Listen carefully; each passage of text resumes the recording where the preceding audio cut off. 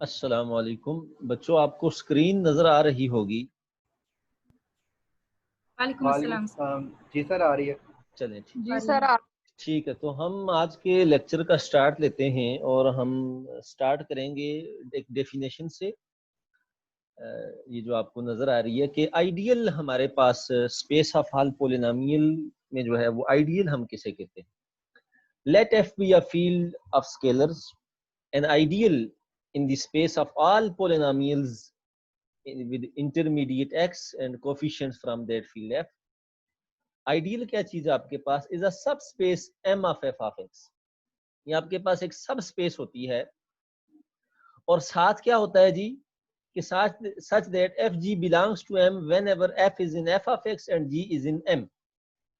और दूसरी वो कंडीशन क्या कह रहा है कि अगर आपके पास f और g दो पोलिनोमियल्स हों तो अगर हम उन्हें मल्टीप्लाई करें तो वो जो पोलिनोमियल आफ्टर मल्टीप्लिकेशन हमें हासिल हो वो भी जो है वो इसी m में चला जाए, तो ऐसे सेट को हम कहेंगे कि ये एक आइडियल है आपके पास। तो हम इसकी एग्जांपल करते हैं। एग्जांपल नंबर 5 जो है वो कह रहा है कि let f be a field f and d is a polynomial over f। तो d आपके पास कोई पोलिनोमियल है, then the set m equal to df of x के all space of all polynomials का जो सेट है, जो वेक्टर स्पेस है, इसको हम इस फिक्स पोलिनोमियल के साथ मल्टीप्लाई कर दें। इन अदर वर्ड्स आप इसको ऐसे भी कह सकते हैं, of all multiples df of d, जो d के तमाम मल्टीपल्स पोलिनोमियल हैं जिनको आप df से डिनोट कर रहे हैं, इज एन आइडियल। तो ये आपके पास एक आइडियल होगा। और ये आप इजीली चेक कर सकते हैं कैसे कि अगर आप f, एक तो ये सब स्पेस है क्योंकि ये df जो है वो अगेन आपके पास पोलिनोमियल है और इस पे सब स्पेस क्राइटेरिया लगाएं तो वो इसी सेट में जाएगा। तो हम जस्ट ये चेक करते हैं कि आया ये close with respect to multiplication भी है कि नहीं है। ये इसने सब स्पेस के लिए चेक किया और क्लोज टू मल्टीप्लिकेशन के लिए आप finally m contains df into g, आप एक पोलिनोमियल df ले लें और एक पोलिनोमियल g ले लें। तो इसको आप क्योंकि पोलिनोमियल की जो मल्टीप्लिकेशन है वो एसोसिएटिव होती है तो आप इसको लिख सकते हैं d इंटू एफ जी। और एफ जी अगेन जो है वो स्पेस ऑफ ऑल पोलिनोमियल का एलिमेंट है क्योंकि ये वेक्टर स्पेस है और इन अदर वर्ड्स ये अलजबरा है, ये एक लीनियर अलजबरा है। तो ये d इंटू सम पोलिनोमियल है तो ये दोबारा इसी सेट ही में चला गया m में। तो लिहाजा ये आपके पास क्या है जी, एक आइडियल है और इस आइडियल को कहते हैं प्रिंसिपल आइडियल और जनरेटेड बाय d। इस आइडियल को क्या कहा जाएगा? Principal ideal generated by d। इसको मैं एग्जांपल के साथ एलोबरेट करता हूँ आपके सामने, पर्टिकुलर एग्जांपल लेके मैं कोशिश करता हूँ कि ये आपको चीज क्लियर हो जाए। तो फॉर एग्जांपल आपके पास m ये सेट है, x square into f of x। f आपका फील्ड है, रियल लाइन का है, रियल नंबर्स का फील्ड है या कम्प्लेक्स नंबर्स का फील्ड है, x स्केयर। तो अगर आप देखिए इसको आप सिंप्लीफाई करके लिखें तो इसको आप ऐसे भी लिख सकते हैं, x square into f of x। और f ऑफ x कोई आर्बिट्रेरी पोलिनोमियल है आपके पास,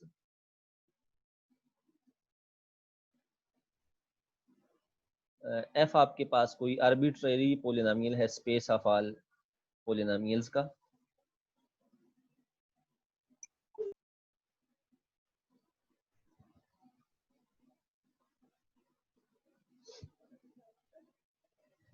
और फॉर एग्जांपल अगर आप f ऑफ x को, क्योंकि ये आर्बिट्रेरी पोलिनोमियल है तो मैं इसको लिख देता हूँ f of x is equal to some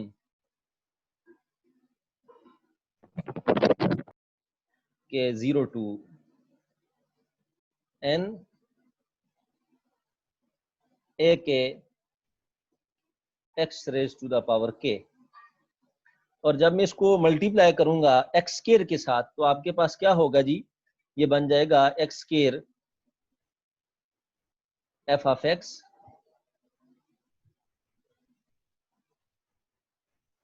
is equal to sum के 0 टू n a के x raise to the power k plus 2, ऐसा ही है। तो अगर आप देखें ये जो x square F of x है, ये अगेन एक पोलिनोमियल आ रहा है, और ये वो पोलिनोमियल्स हैं जिनकी जो डिग्री है वो ग्रेटर देन और इक्वल टू जो है वो 2 है। गोया कि 2 के बाद फॉर एग्जाम्पल यहाँ अगर आप इसको ओपन करके लिखें तो ये आपके पास बनेगा a not x square plus a1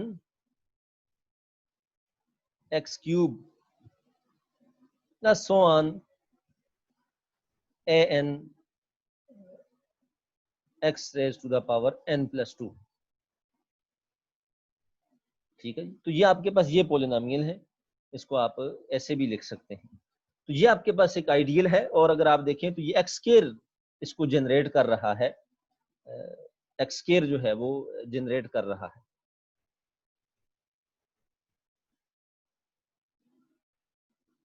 बच्चों आपको समझ आई है इस बात की? Hello, yes sir. ठीक हो गया। तो ये आपके पास जो सर है आगे ये आइडियल है, और अगर आप देखें सिंपली ये सब स्पेस भी है, और अगर दो पोलिनोमियल इसमें से ले लें आप, एक ये पोलिनोमियल इसका नाम आप h रखते हैं, h1 रखते हैं, और कोई एक और पोलिनोमियल ले लें h2, और उसको आप नाम रखते हैं g x square into ji of x रखते हैं, तो ये अगेन आपके पास अगर आप इनको मल्टीप्लाई करें h1 h2, तो ये आपके पास आ जाएगा जी, इसको आप लिख सकते हैं X square into F of X F X F G sorry F of X, और उसके बाद X square into ji of X. तो ये आपके पास अगेन एक, ये देखें ये स्पेस ऑफ ऑल पोलिनोमियल का मेंबर आ गया, और ये एक्स स्क्वायर ही का मल्टीपल है, तो ये close with respect to multiplication भी है। तो ये आइडियल की एग्जांपल थी, फर्स्ट एग्जांपल। अच्छा जी, अब हम आगे देखेंगे सेकंड एग्जांपल, वो क्या बता रहा है कि late d1 up to so on dn be a finite number of polynomials over the field। आपके पास n polynomials हैं जिसको उसने नाम रखा है d1 d2 so on dn। तो then the sum m of the subspaces, के इन जो सब स्पेसेस हैं d1 f of x plus d2 f of x plus so on dn f of x, तो ये सम आप ले लें तो ये आपके पास अगेन एक सब स्पेस बनेगी, और ये आइडियल भी है, और ये आगे प्रूफ कर रहा है। ये देखें इसके अंदर इस टाइप के एलिमेंट होंगे, ये इस टाइप के एलिमेंट होंगे, और इस m को आप ऐसे लिखते हैं तो ज्यादा बेहतर रहेगा, m is equal to sum i 1 to n di f of x, गोया कि d1 f of x plus d2 f of x plus up to so on dn f of x। तो ये आपके पास जो है ये कह रहा है कि वो सब स्पेस होगी, और उसके बाद ये आइडियल भी होगा, क्योंकि फॉर एग्जांपल इसका एक एलिमेंट आप ले लें इस टाइप का, ये p आपने ले लिया, और g अगर कोई भी आर्बिट्रेरी पोलिनोमियल है अवर f, तो ये देखें अगर आप इसको आप मल्टीप्लाई करेंगे तो d1 f1 of g plus अब, क्योंकि ये फंक्शंस होते हैं, कंटिन्यूस फंक्शंस होते हैं, तो ये एग्जिस्ट करती है। तो अगर आप देखें तो ये अगेन इसी स्पेस में जा रहा है, ये जो m है हमारे पास। ये आपने याद रखना है कि आइडियल में हमने क्या करना है, f जो है एक पोलिनोमियल सेट में से लेना, और g जो है वो फॉर एग्जांपल इसने फर्स्ट f रख दिया तो इससे कुछ फर्क नहीं पड़ता, आप कम्यूटेटिविटी भी ले सकते हैं। इसने क्या किया, f आपके पास स्पेस ऑफ ऑल पोलिनोमियल में से लिया गया, और g आपके पास जो है सेट में से लिया गया। तो ये अगर आप देखें तो ये भी आपके पास क्या है, आइडियल है, और वो कह रहा है कि ये जो आइडियल है ये इन n पोलिनोमियल से जनरेट होने वाला आइडियल, और ये बेसिकली इसी की एग्जांपल नंबर 5 ही की उसने एक जनरलाइजेशन की है, कि उसमें उसने एक पोलिनोमियल रखा था, इसमें उसने n पोलिनोमियल रख दी। और अगर आप देखिए इसमें अगर आप n की जगह 1 ले लें, इस सम में n की जगह 1 ले लें, तो आपके पास ये एग्जैक्टली जो एग्जांपल नंबर 5 में एग्जांपल जो डिस्कस की गई आपके पास वो आइडियल आ जाएगा। हाँ जी बच्चों, ये क्लियर हुई आपको ये एग्जांपल?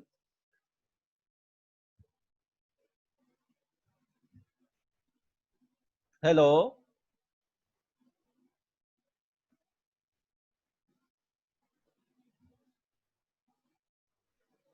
बच्चों, आपको ये एग्जांपल क्लियर हुई है कि नहीं हुई?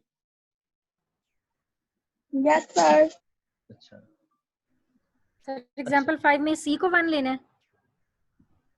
सी अगर को एग्जाम्पल 5 में सी को 1 लें तो वो एग्जाम्पल 6 में अगर आप n को 1 लें तो आपके पास एग्जाम्पल 1 आ जाएगी।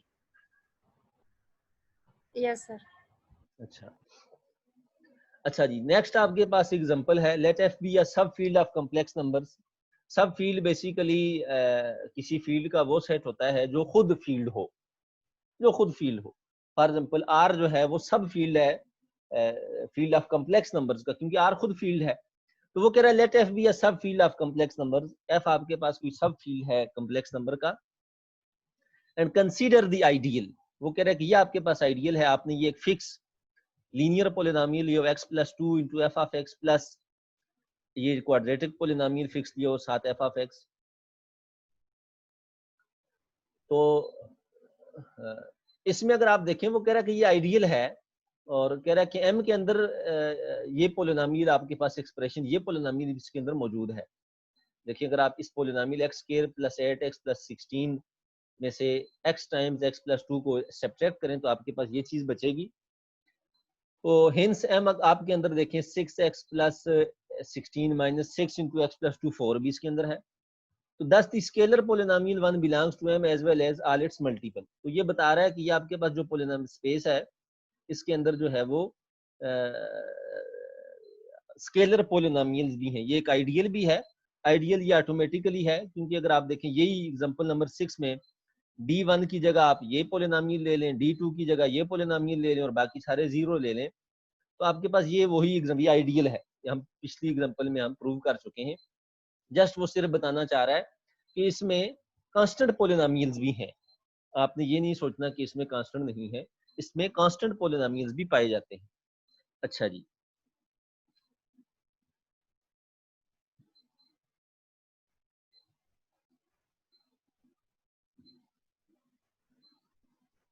नेक्स्ट आपके पास एक बहुत ही इंपॉर्टेंट थ्योरम है। आपको मैंने अभी बता दिया कि प्रिंसिपल आइडियल कौन सा आइडियल होता है जो बेसिकली एक पोलिनोमियल से जनरेट होता है। जिस तरह अगर आपने ग्रुप थ्योरी में साइक्लिक ग्रुप के बारे में पढ़ा हो कि साइक्लिक ग्रुप बेसिकली वो ग्रुप होता है जो एक एलिमेंट से जनरेट होता है, तो जिसका जनरेटर एक हो। तो यहाँ अभी हमने एग्जांपल पढ़ी कि principal ideal space of all polynomials में कौन सा आइडियल होता है, वो आइडियल जो सिर्फ एक पोलिनोमियल से जनरेट हो। हम इसी से रिलेटेड एक थ्योरम पढ़ते हैं। कह रहा है if F is a field and M is any non zero ideal. पहली बात ये है कि वो जीरो ना हो, उसके अंदर सिर्फ जीरो ना हो, ट्रिवियल आइडियल ना हो। There is a unique monic polynomial. तो फिर क्या होगा, आपके पास एक यूनिक मोनिक पोलिनोमियल एग्जिस्ट करेगा सच दैट कि जो m है, m आपके पास प्रिंसिपल आइडियल होगा और वो जनरेटेड बाय d होगा। ठीक है, तो बच्चों आपको मोनिक पोलिनोमियल का मतलब पता है ना?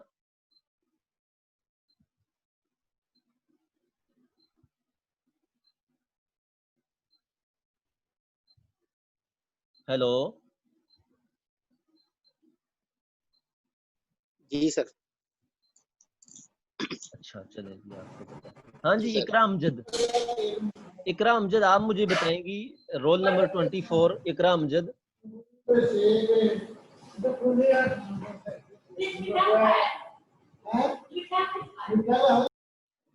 इकरा अमजद रोल नंबर 24। आपसे मैं पूछ रहा हूँ कि मोनिक पोलिनोमियल कौन सा होता है?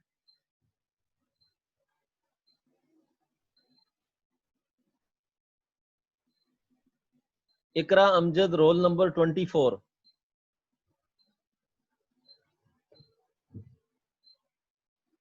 ये प्रेजेंट भी हैं कि नहीं है? हेलो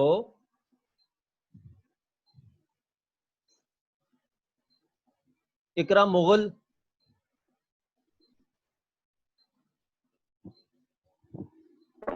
जी जी sir. Sir polynomial, monic polynomial वो होता है जिसका लीडिंग कोफिशिएंट इक्वल 1 होता है। ऐसा ही है। तो जी सर। मोनिक पोलिनोमियल, जिस तरह इस बच्चे इकरा ने बताया कि ऐसा पोलिनोमियल जिसका जो लीडिंग कोएफिशिएंट है, जो गोया कि जो इंटरमीडिएट की हाईएस्ट पावर का कोएफिशिएंट है वो 1 हो, तो ऐसे पोलिनोमियल को मोनिक पोलिनोमियल कहा जाता है।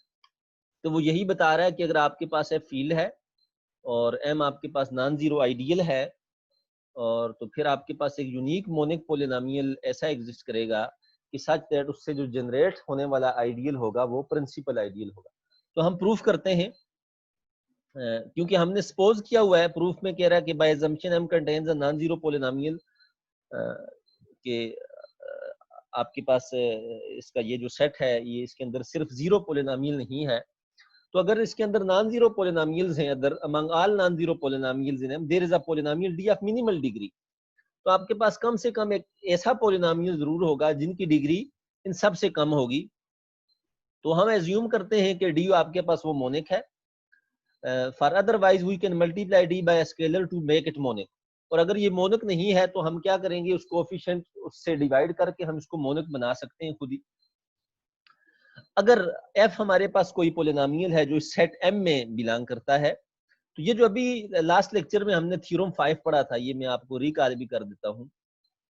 थ्योरम 4 जो पढ़ा था हमने कि if F D are polynomials over the field F and D is different from zero, D is non zero, then there exist Q R two polynomial such that कि हम एफ को इस ऐसे लिख सकते हैं, क्यू को हम क्वोशंट कहते हैं, आर को रिमाइंडर कहते हैं। और सेकंड क्या होगा, या तो आर ये जीरो होगा, गोया कि ये जो डी है ये पूरे का पूरा एफ को डिवाइड करेगा, या फिर आपके पास क्या होगा, ये जो आर की डिग्री है वो डी की डिग्री से स्ट्रिक्टली लेस होगी। तो कोई सी भी अगर हमारे पास पोलिनोमियल हो, तो थ्योरम 4 हमें क्या कहता है कि हम इस एफ को लिख सकते हैं डी क्यू प्लस आर, क्योंकि डी की जो डिग्री है वो मिनिमल है। तो इस एफ को जब हम डी के साथ डिवाइड करेंगे तो या तो ये पूरे का पूरा डिवाइड हो जाएगा, इस केस में आर जीरो होगा, या कुछ रिमाइंडर आपके पास बचेगा, लेकिन उस रिमाइंडर जो पोलिनोमियल होगा उसकी डिग्री डी से लेस होगी। ये हमने अप्लाई किया। Since D is in M, क्योंकि डी आपके पास एम का एलिमेंट है, डी क्यू, तो आपके पास डी क्यू जो होगा ये भी एम में जाएगा, क्योंकि क्यू अगर आपके पास कोई भी क्योंकि कोई सा भी पोलिनोमियल है तो डी भी इसी के अंदर जाएगा। और एफ माइनस डी क्यू जो है आर, ये भी इसमें जाएगा। क्यों? Because D is an element of M of minimal degree, और क्योंकि डी आपके पास एम ही का एलिमेंट्स है, और हमारे पास ऐसा नहीं हो सकता कि आर की degree less than degree of D हो, क्योंकि हमने स्टार्ट में अज्यूम किया हुआ है कि डी जो है वो मिनिमल पोलिनोमियल है। मिनिमल पोलिनोमियल मिनिमल पोलिनोमियल नहीं, पोलिनोमियल ऑफ मिनिमल डिग्री, ऐसा पोलिनोमियल है इस सेट के अंदर जिसकी डिग्री तमाम पोलिनोमियल से कम है, स्मॉलर है। तो इस केस में हमारे पास ये जो दूसरी बात हमने लिखी है, F minus D Q equal to R, ये कब ट्रू होगी, जब आर आपके पास जीरो हो, गोया कि F is equal to D Q हो। Thus M is equal to D F, तो गोया कि आप यहाँ से लिख सकते हैं एफ जो है वो आपके पास एग्जैक्टली, क्योंकि आर जीरो है तो f equal to D q आ गया, एग्जैक्टली डी क्यू आ गया। तो यहाँ से पता चल गया कि एम आपके पास ये इसके इक्वल है, क्योंकि ये क्यू आपके पास एक आर्बिट्रेरी पोलिनोमियल है, तो यहाँ आप स्पेस लिख सकते हैं उसकी जगह। आगे वो कह रहा है कि अब हम इसकी यूनिकनेस प्रूव करना चाहते हैं। यहाँ से तो हमने प्रूव कर दिया कि ये प्रिंसिपल आइडियल है, और अब हम ये शो करना चाहते हैं कि आया ये जो पोलिनोमियल डी एग्जिस्ट कर रहा है ये यूनिक है। तो सपोज करते हैं कि g is any other monic polynomial, अगर हम कोई एक और पोलिनोमियल ले लें जी जो मोनिक हो, तो सच दैट कि वो भी उससे जो जनरेट होने वाला जो आइडियल है वो प्रिंसिपल आइडियल है। तो फिर अगेन उस थ्योरम के तहत आपके पास पोलिनोमियल एग्जिस्ट करेंगे such that D is equal to GP, D आपके पास जीपी के इक्वल होगा, और सिमिलरली जी जो है वो डी क्यू के इक्वल होगा। तो यहां से अगर आप देखें तो डी आपके पास किसकी इक्वल है, डी पी क्यू, क्योंकि आपने यहाँ जी की ये वाली जो वैल्यू है डी की यहाँ सब्स्टिट्यूट की, तो d equal to d p q आ गया। तो क्योंकि अगर आप देखें इस पे, क्योंकि ये पोलिनोमियल है तो हम इस पे डिग्री का फार्मूला लगाते हैं कि अगर आपके पास पोलिनोमियल मल्टीप्लाई हो रहे हो तो उनकी डिग्री जो है वो उनके सम के इक्वल होती है। तो डिग्री ऑफ डी आपके पास होगी degree of D plus degree of P plus degree of Q. तो यहाँ से ये कैंसिल हो जाएगा क्योंकि हमने एज्यूम किया हुआ कि डी नॉन जीरो है। तो यहाँ से degree of P is equal to degree of Q equal to 0 आ गई। गोया कि पी और डी क्यू दोनों की डिग्री क्या होगी जी, 0 होगी। तो यहाँ से ये पता चला जी कि ये आपके पास डी और क्यू जो है वो कांस्टेंट पोलिनोमियल्स हैं। तो लेकिन आपने एक और बात लिखी है डी जी आर मोनिक, ये मोनिक भी है। तो यहाँ से पी और क्यू इक्वल टू 1 हो, ये उसने जस्ट 1 की जगह कुछ और भी ले सकते हैं, लेकिन हमने ये स्टार्ट में अज्यूम किया हुआ कि ये मोनिक होगा। तो गोया कि अगर ये कांस्टेंट पोलिनोमियल है फिर ये एग्जैक्टली 1 होगा, फिर ये और कोई स्केलर नहीं आएगा। तो यहाँ से क्या पता चला कि जी ये अगर आप पी और क्यू इक्वल टू ये दोनों 1 रखेंगे तो अगर आप देखें तो जी आपके पास एग्जैक्टली जो है वो आपके पास किसकी इक्वल आ जाएगा जी, 1 की इक्वल आ जाएगा। जी इस केस में आपके पास 1 की इक्वल आ जाएगा और ये किस्म की कंट्राडिक्शन आ गई। तो हमें ये रिजल्ट मिला कि डी और जी आपस में क्या है, इक्वल है, ये डिफरेंट नहीं है। गोया कि जी यूनिक ही है आपके पास।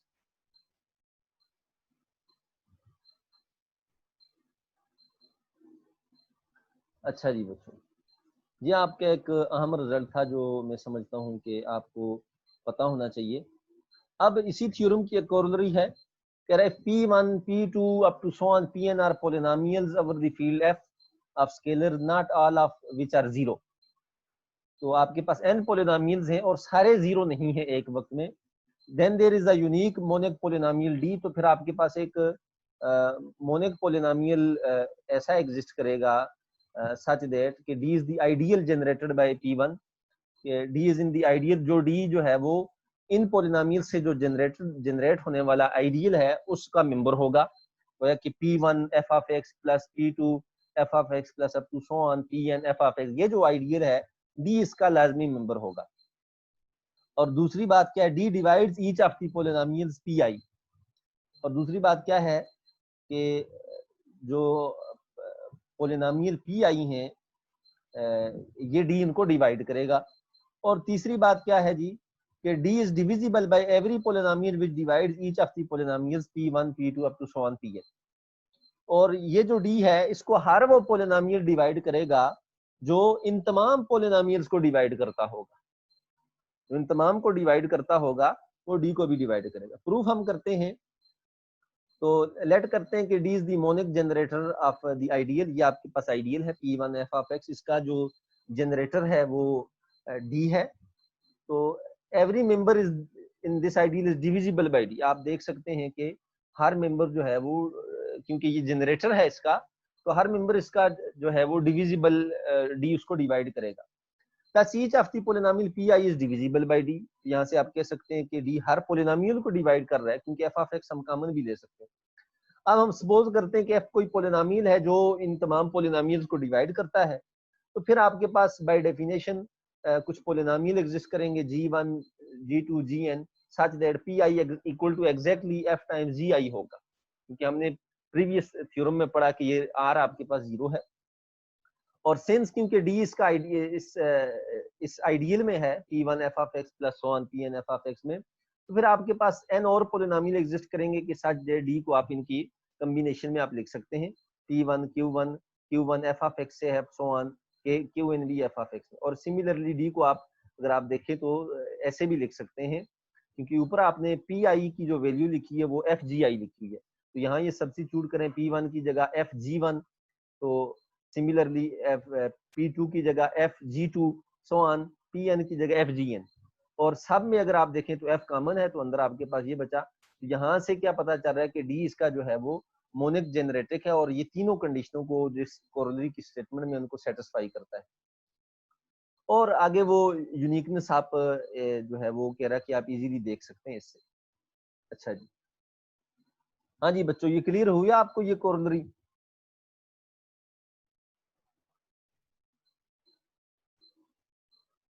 हेलो बच्चों, आप बोल नहीं रहे, आपको आवाज आ रही है मेरी कि नहीं आ रही? जी सर, सर आ रही है, क्लियर है। तो ये आप लेट लेट क्यों बोल रहे हैं फिर? सर एक्चुअली माइक ऑन करने में टाइम लग गया, वो हेडफोन लगाए हुए थे ना तो।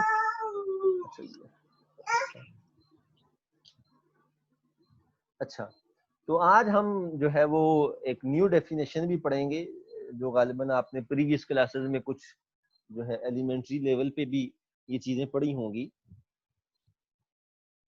कि आज हम ये पढ़ना चाहते हैं कि ग्रेटेस्ट कॉमन जो डिवाइजर है वो आपके पास क्या चीज होती है।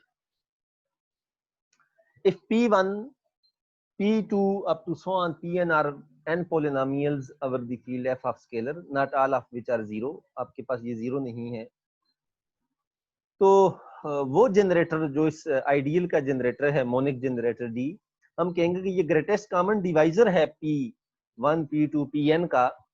This terminology is justified by proceeding corollary. ये जो प्रीसीडिंग कोरोलरी है, ये जो मोनिक जनरेटर हमने अभी जो पढ़ा D, ये इस आइडियल का, ये आप कहते हैं कि ये इसका ग्रेटेस्ट कॉमन डिवाइजर है। और एक और डेफिनेशन कि we say that these n polynomials are relatively prime if their greatest common divisor is 1। अगर आपके पास जो इनका हम कहेंगे ये n polynomials आपस में relatively prime है, अगर इन सब का अगर हम आपस में ग्रेटेस्ट कॉमन डिवाइजर देखें तो वो 1 आए। ठीक है, गोया के जो मोनिक जनरेटर हो इस आइडियल का वो आपके पास 1 हो। और equivalently the ideal generate equivalently if the ideal generate is all of f of x। In other words के जब D आपके पास 1 होगा तो फॉर एग्जांपल ये अगर आप देखें पीछे एग्जांपल में जो हमने एग्जांपल की थी, तो अगर आप इसमें D आप 1 ले लें, D आप 1 ले लेंगे तो ये m equal to again f of x आ जाएगा।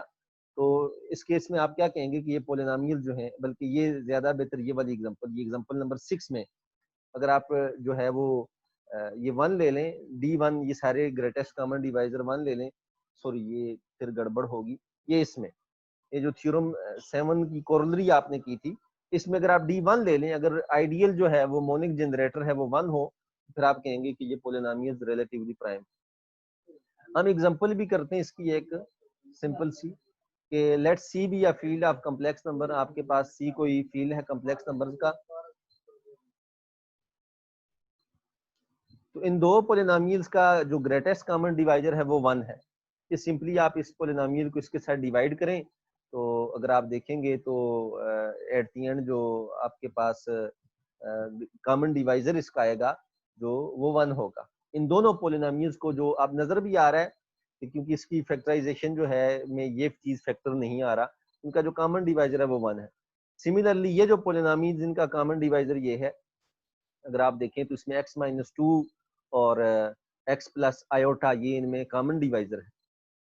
और तो वो क्या बताना चाह रहा है कि ये जो आइडियल है x-2 square x plus iota plus so contains, इस चीज को कंटेन करता है अपने अंदर, और hints it contains this one.